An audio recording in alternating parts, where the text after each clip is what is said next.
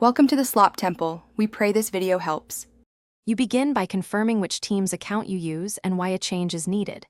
If this is a work or school account, make sure you have admin permission or that it is ready to update Azure AD.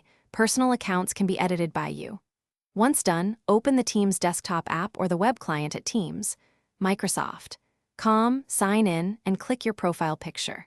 This first step sets the correct pathway, otherwise edits may be blocked or undone by directory syncing. Now you'll locate where the username is stored. For organization accounts, Teams pulls name fields from Azure Active Directory. Therefore, go to the Microsoft 365 Admin Center or Azure AD portal, find the user, and edit display name. Make sure to update first and last name as needed. These sync to Teams. For personal accounts, you can click Edit Profile in Teams and change your name there. Make the change. Add any alternate display names, and to complete the update, sign out of Teams and sign back in, or wait for directory synchronization. It can take minutes to up to 24 hours.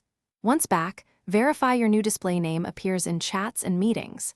If it doesn't update, clear the Teams cache or check via the web client to rule out local caching. Troubleshooting tip.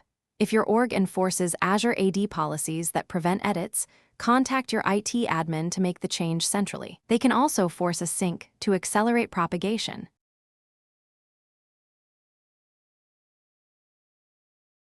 Thanks for watching.